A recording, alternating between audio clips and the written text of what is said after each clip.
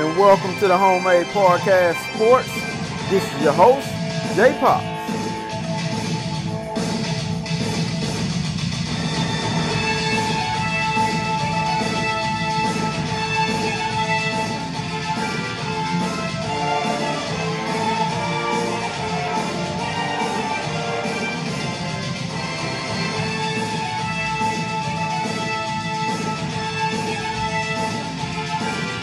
And welcome back to the Homemade Podcast Sports with your host, J Pops.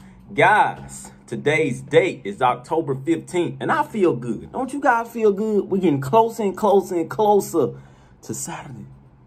Mississippi State fans and Mississippi State Bulldogs, y'all better be ready. Once again, we're not overlooking by all means. No. We're not overlooking you people. No. But anyways, guys, I have some breaking news here.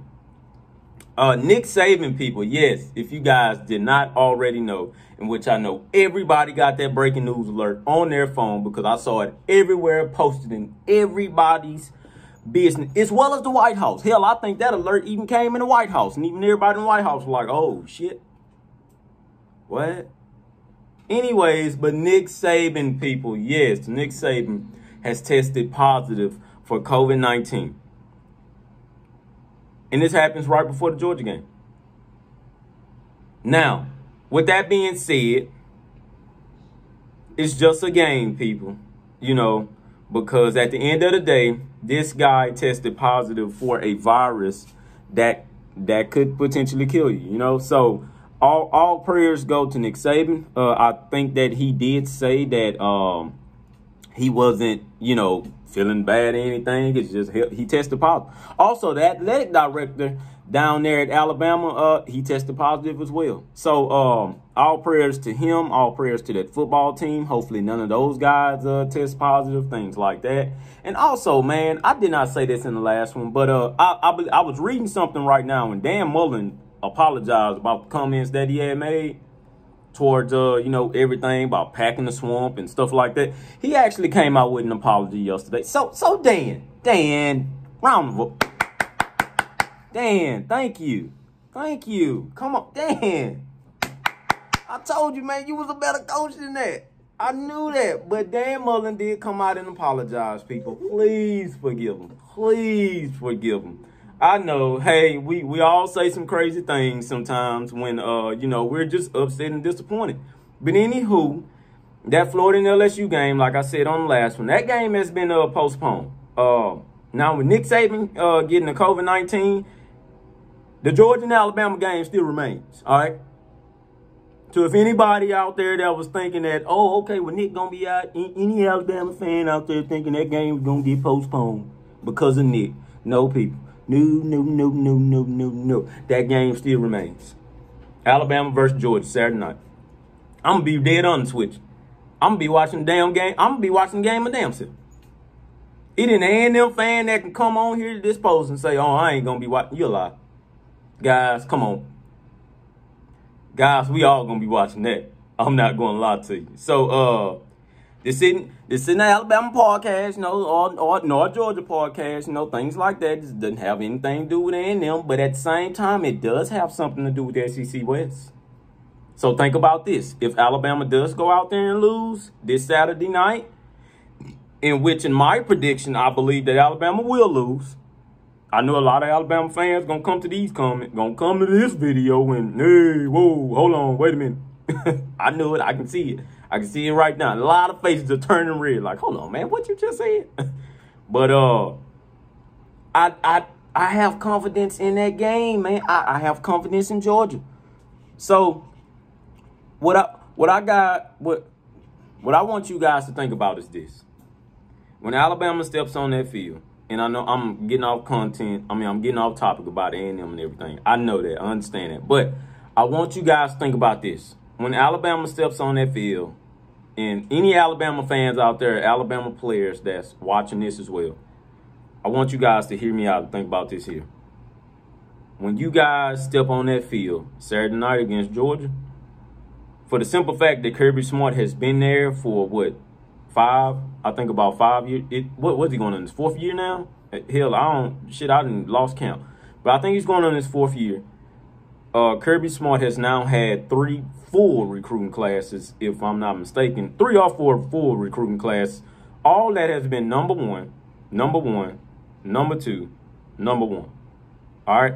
The only other team that has been able to do that consistently in a whole of damn near a full decade run is Alabama themselves. So I want you guys to think about this. When those guys go out there and step on that field against Georgia, Alabama is looking at a mere reflection of themselves.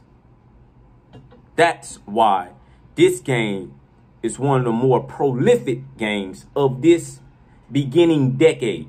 You guys have to remember, this is a brand new decade we're in now. All right? This is a brand new decade. Alabama ran that entire decade last decade, you know, with the exceptions, you know, to Clemson. But Clemson can't claim that run. Alabama claimed that run. Clemson got a little bit of piece of that run. Now, Clemson is trying to take over this decade. But anyways, this is a new decade. Alabama will be looking at a reflection of themselves when they take that field on Saturday night. Now, they may not want to believe that, but at the same time, a lot of those analysts know that. A lot of those Alabama players know that. A lot of those Alabama and Georgia players want that competition against themselves. Okay, hear me out on that. That is talent. That is NFL talent stepping on that field Saturday night. That game is going to be electric, although it is a COVID-19 season. I understand that. So the house is not going to be packed.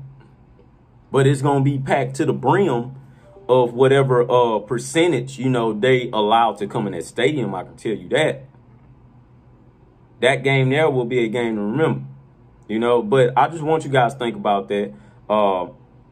It's going to be a reflection of Alabama themselves, man. It's going to be a reflection, and the reason why I say that, it's going to be an Alabama reflection. But it's just a simple fact of those guys are going to be in a whole nother uniform with a whole nother name on. One is going to be Georgia, the other one going to be Alabama. It ain't going to make no difference, man. It's going to be exciting and fun matchup, which, in fact, is what Texas A&M is building and on their way to potentially becoming. All right? They're on their way. They're on their way, man. Jimbo Fisher's on their way. A lot of guys ain't going to agree with that.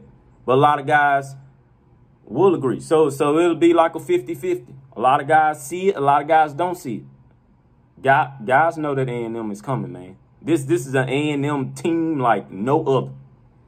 You know, all the A&M teams in the past, that's in the past. The future now of A&M is turning into a premier football school in the state of Texas.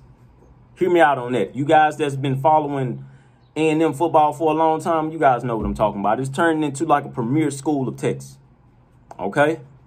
So understand that. But anyways, guys, I have some more news for you. And yes, I'm going to break down what I seen in film and my thoughts on the Mississippi State game. But I'm just kind of putting everything in there as I go, because I need you guys to know this.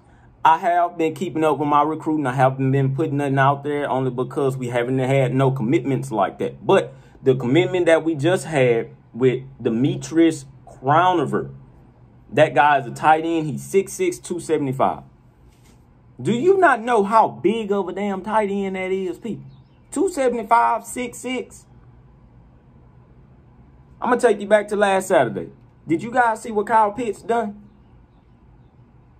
Imagine that guy being another one of those guys for Texas A&M. Oh, I don't need to say nothing else after that. I just want you guys to know that name, Demetrius Crowniver, class of 2021. Also, another guy that has put us in his top 3. This guy name is Tunmise Adeleye. I think that's how you pronounce it. Tunmise Adeleye. He's from Katy, Texas, people. He was originally committed to Ohio State, but then decommitted. Another thing is, I want you guys to know that in this 2021 class, nobody has decommitted from us. And I'm going to say that again. Nobody has decommitted from us. Nobody at all. Nobody at all. We're one of the very few schools that can say we have a decommit in our recruiting class. Now, of course, it's still early. I know that. I understand that. Of course, it's still early. But I can tell you one school who had a decommit and may have many, many more. It's Texas Longhorns. Texas Longhorns, if you're listening, I'm going to tell you guys, you better get your shit together. Because if not, we coming in and getting your recruits. Anyways, moving along. Tunmise Adeleye, I believe that's how you pronounce it. Like I say, he's a four-star. He's a four-star strong defensive end. Rated number 32 nationally. Position 5th in the state of Texas alone. He's the 5th rated player. Okay? He is the 5th rated player in the state of Texas alone. Now, of course, we have made his top 3. The other 2 that's in his top 3 is Alabama and Florida. As of right now, he's in talks with Texas A&M real heavily, and he wants to stay at home, people.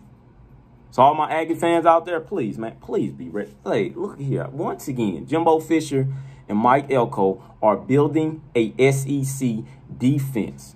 Starts with the D-line because you got to start getting in there and get pressure on those quarterbacks. You got to get pressure on these quarterbacks. It starts with your D-line, then you work your way to your backfield, and so on and so on. I commend those guys for going out and finding talent. All right? So, anyway. Let's get off into it. So, as I sat and watched that Mississippi State and Kentucky game, I told you guys I was going to watch the entire game. I have to break down my film. I had to do film study. You guys have heard of that? I know you guys have. That's film study. I wanted it to be crisp.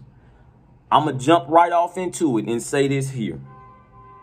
Mississippi State threw 6 interceptions. They didn't fumble. They just threw interceptions. 6. It didn't all come from one quarterback. 4 came from KJ Costello himself. 2 more came from the little freshman quarterback that Mike Leach tried to try. So what I seen on that Mississippi State offense, and especially on that offensive line, those guys were confused just as well as their quarterbacks and receivers that whole entire game. What did I tell you guys? When the air raid worked, it worked. When it doesn't work, it just didn't work. Okay? And we seen it. Also, that was a record performance by Mike Leach. He only scored 2 points. Mike Leach has been coaching for over 20 years or almost 20 years. He has never not had a touchdown in all of his 19, 20 years of coaching college football. Can you believe that? Wow. And Kentucky held that guy to 2 points. You know, so what does that say for Texas A&M?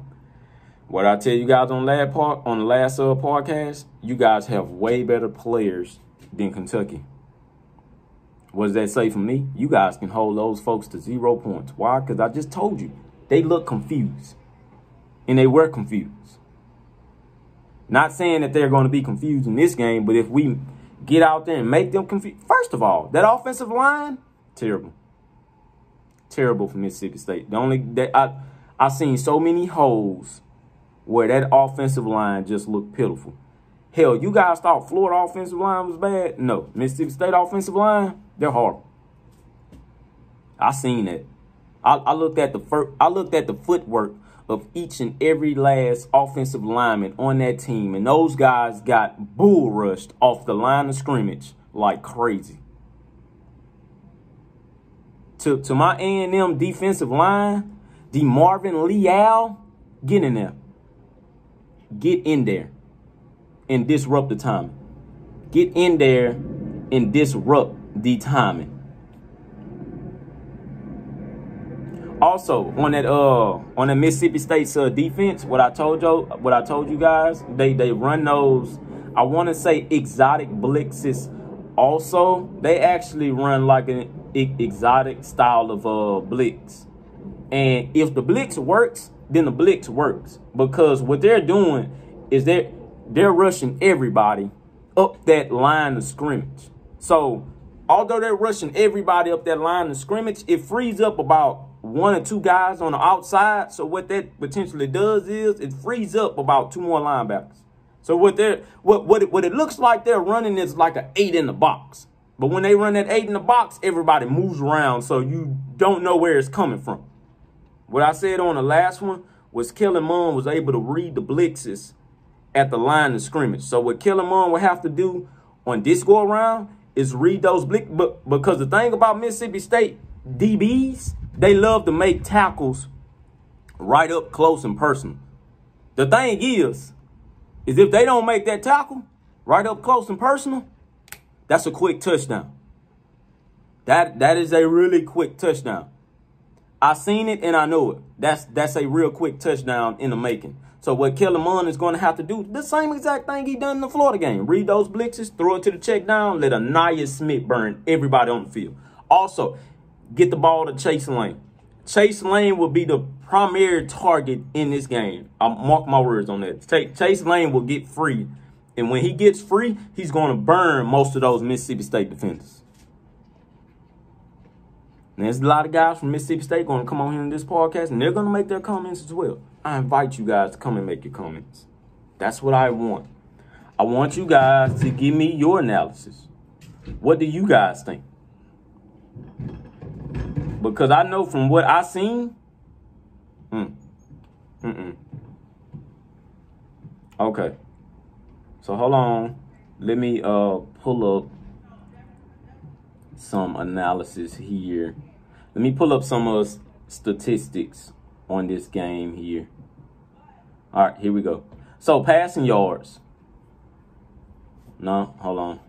That's the wrong one.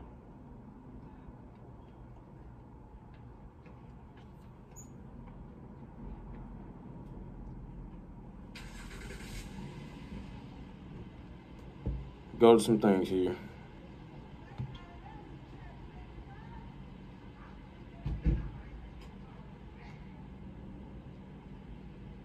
Why is it? Okay, here we go.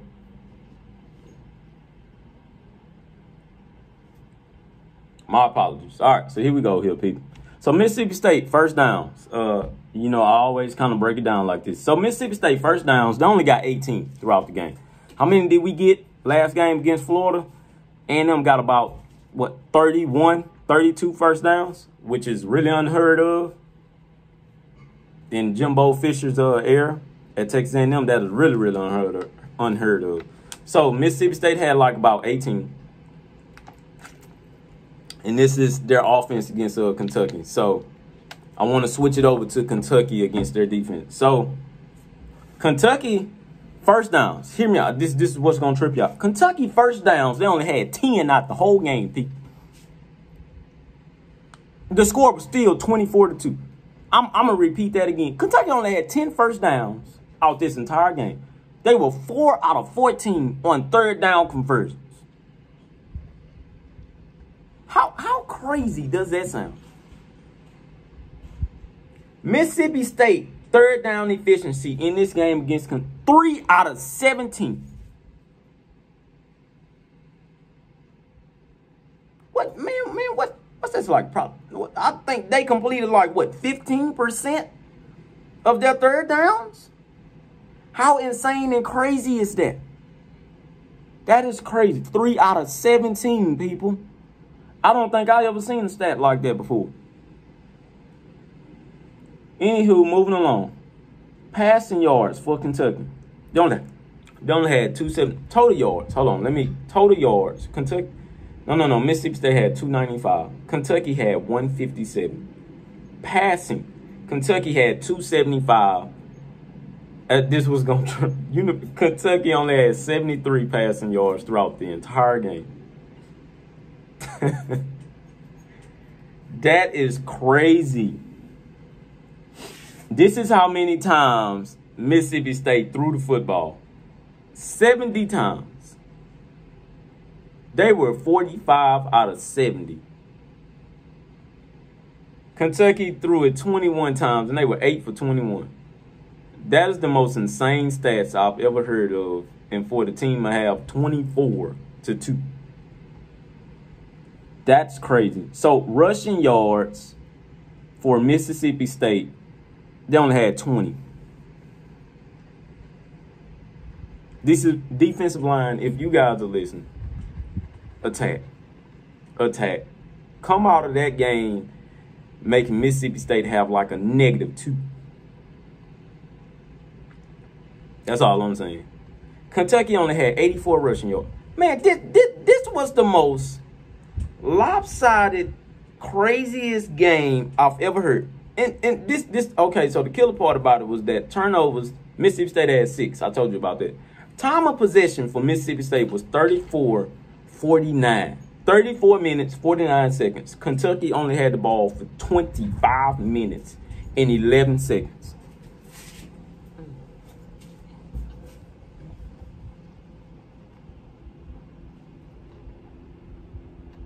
The most craziest stats I've ever heard. Do you guys know what we were on third downs? That last game against Florida, and we were playing against real athletes. A way better team than Kentucky, which was Florida. Do you guys not know how many first downs? Now, granted, their defense wasn't good at all. Florida's defense was not good. I understand that. I've been hearing that a lot, and I'm going to continue to hear that.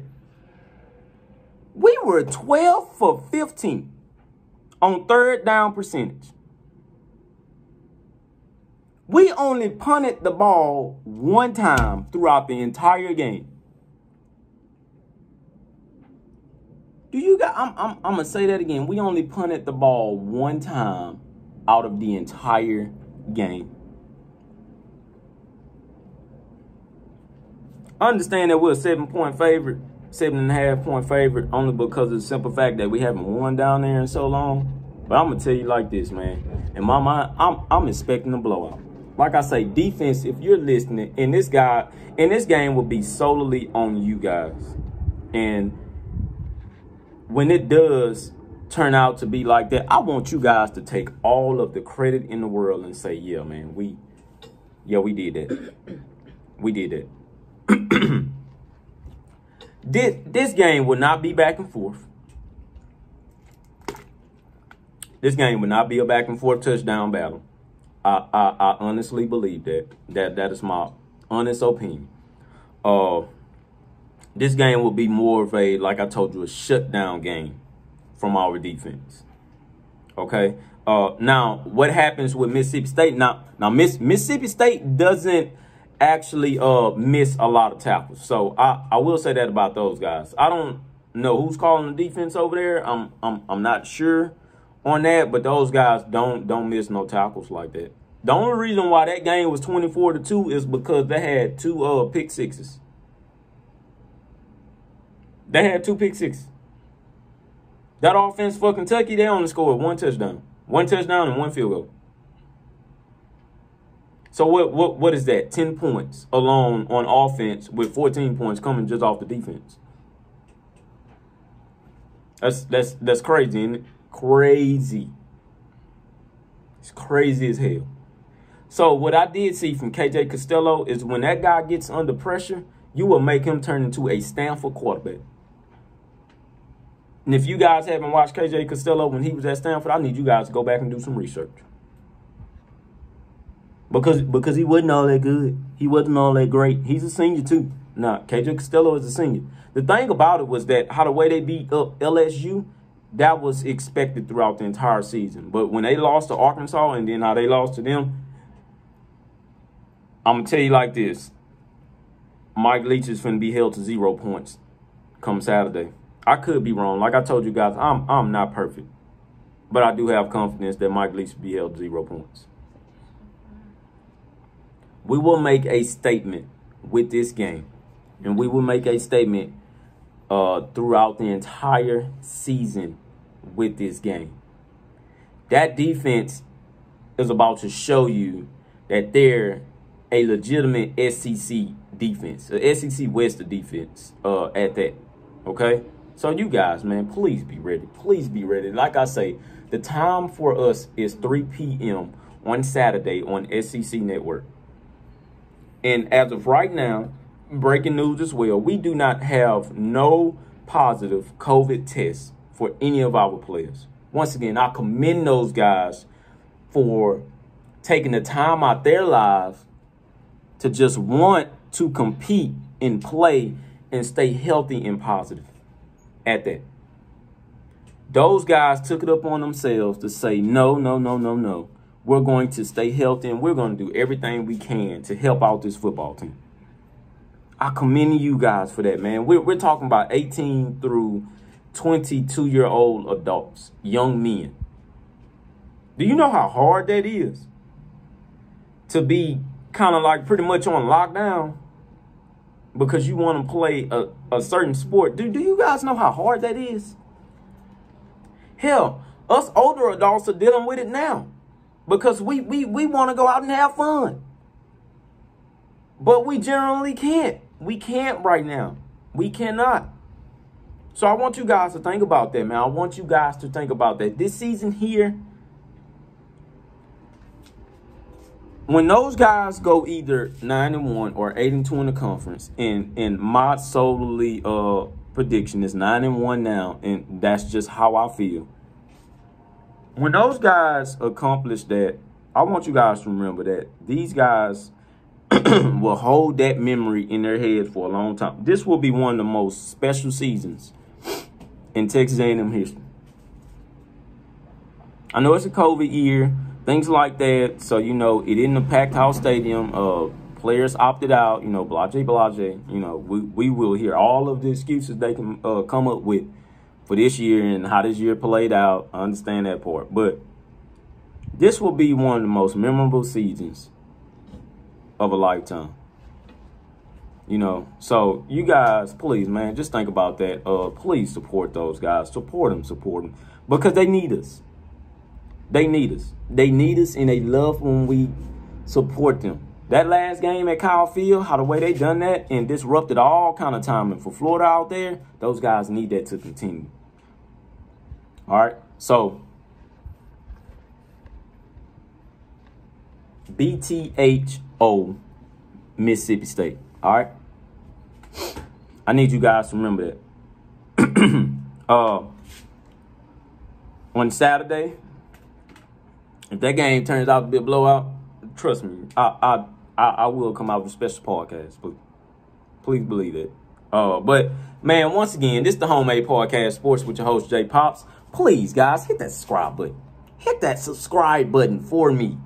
I thank you guys. I think I'm now at about like 126 subscribers. People are telling people now. Like I said on the last one, go tell a friend to tell a friend. All of my Aggies out there, all of my little recruits out there, if you guys are listening, go tell that next recruit to tell another recruit. All right? Come on home. To all of my guys in Texas alone and in Florida, because at IMG, they have a lot of guys from Texas over there that just went over there to better themselves in the football portion of what they're trying to do. Come on home. Come on home. I just want to let you guys know that. Come on home. You know? But hit that subscribe button, guys. Once again, this is the Homemade Podcast Sports. Please follow me on Facebook at JPops. Also, the hashtag Homemade Podcast Sports. Please, guys, follow me on Instagram at JPops2020. Also on Twitter at JPops05. I love you guys, and I thank all of you guys. To you guys that are subscribing and looking at these videos every day when I post them, I love you guys, and I thank you guys for that. It's the Homemade Podcast Sports, people. SEC West, A&M is here to stay, and you guys have now been put on notice. Hashtag it. And thank you guys for tuning in to the hashtag Homemade Podcast Sports. Please, guys, subscribe to the YouTube page and also follow me on Twitter at JPops, on Instagram at JPops, and also on Facebook at hashtag Homemade Podcast Sports. Thank you guys once again. Hashtag Giving Aggies.